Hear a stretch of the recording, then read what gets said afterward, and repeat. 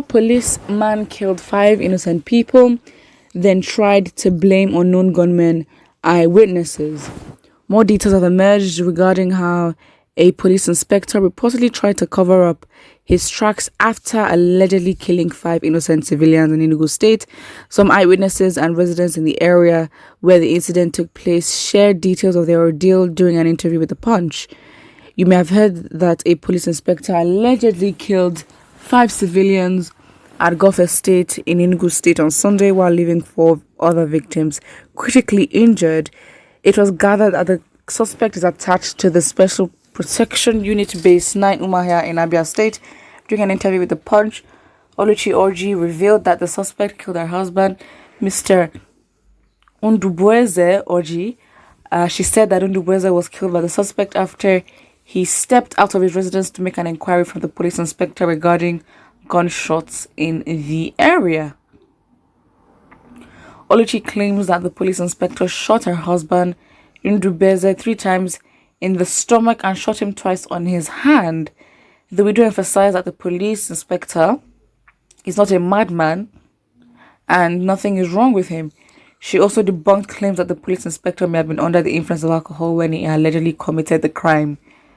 But then, doesn't that even make it worse? As a public servant, you're under the influence while you're working, and then you killed somebody. That's even worse. I mean, she don't even need to debunk it. It adds to her case, doesn't it? During the interview, she said, "The man is not a drunkard. The man is my neighbor, and I've seen him drink, and I've never seen him drink nor smoke." Another eyewitness, Ugu Rosemary, corroborated Oluchi's claims while adding that most hospitals refused to treat Ķ11's gunshot wounds because they demanded a police report. She revealed that the only hospital that accepted to treat the wounded victims did so only because police officers were present.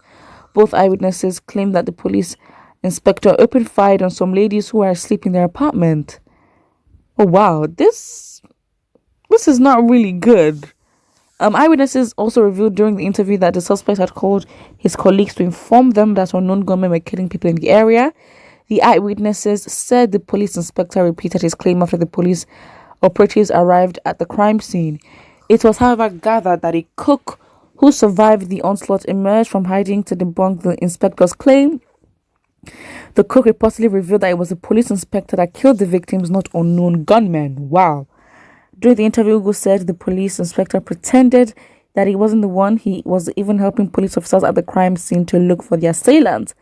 Eyewitnesses also claimed that 2 female victims and 1 male victim died instantly at the scene of the incident. Ooh, that is terrible, really. Okay, so I mean, listen, this unknown gunman thing, now they're using it as what? As blame for what they do. But then again, it's like, how do you regulate these things? Protocol is not being followed. I mean, the police don't even follow the rules that is given to them. First of all, you're drinking alcohol.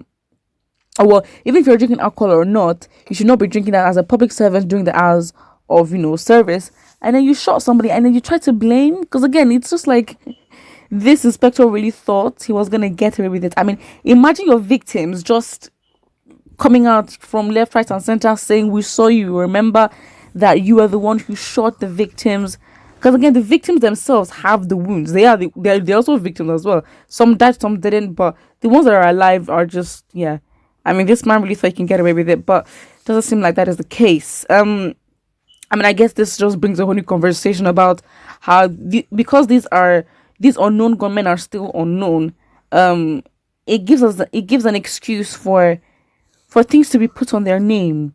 Of course, there's obviously rumors about who these unknown gunmen are, what group they represent, and all that. But still, by how I say it, by the general view of the government, they are still unknown. And it's just a bit suspicious, because why should they remain unknown? Like, it just is what it is. Like, it's been 6 months, but then was it Ķ11? Yeah, that died, and then in the southeastern state, in a matter of hours, they found who these people were. They put their top intelligence team and their unit, and they found, the ages, they even found out the genetic code of their forefathers by how many hours time. And then in this case, what, how many months, 6 7 months, even up to a year, these unknown gunmen are still unknown. Like, please, I mean, it's a shame, but that's what it is now. Obviously, it's so sad because we have innocent Nigerians who do not feel like they're getting justice, especially when they are wronged by the government itself. So yeah, that's just what it is. The policeman must come from the north. Ethnic cleansing. You can't really say that.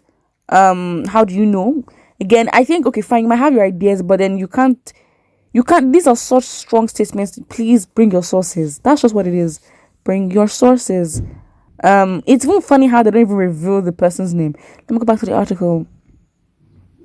Yeah, they say the inspector. However, there's been a pattern. If it's Southeasterners, they would reveal their whole identity, but if it's Northerners or Fulanis that are committed a crime, it's definitely hidden. But again, this ethnic cleansing thing, better preach. The patterns suggest that ethnic cleansing is going on, but again, it's just, we can't really say anything until we have solid proof. But the patterns are there, and patterns mean something. We have always known that all the killings perpetrated in the southeast were being done by the Buhari government. Some Igbo miscreants may have joined to kill 2 or 3 people, but 95% of the policemen killed were Igbos. All the police stations destroyed were built by Igbos. Buhari never built a police station in the east. The criminal went from house to house in Gulf Estate killing Igbos. It's just so, like, going from house to house. That means you were on a mission, as in to just, because again, all the victims are Igbo. Again, logically, yes, of course, it's Enugu, and of course, it's mainly Igbos there. But it's just, yeah, it's sad. Even the governor of Enugu State hasn't mentioned the name of the terrorist. This is so sad. But again, I think things are getting worse. And again, listen.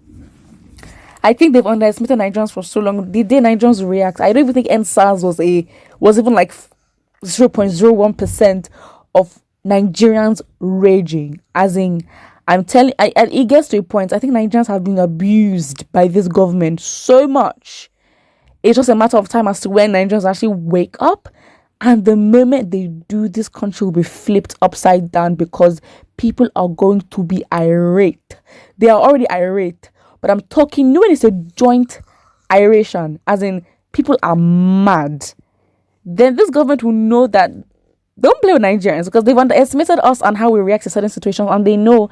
And obviously we've aided that because they've gotten away with a lot of things for a very long time. But I think the day when Nigerians will flip, in which, it wouldn't necessarily be a war per se, but it would be a war between the people and the government. And that day is coming. Nigerians will flip. This whole world will stand still in shock and be like, what? The most populous black nation is leading a revolution? That is going to happen. Put what you think about this in the comment section below, and do not forget to like and subscribe.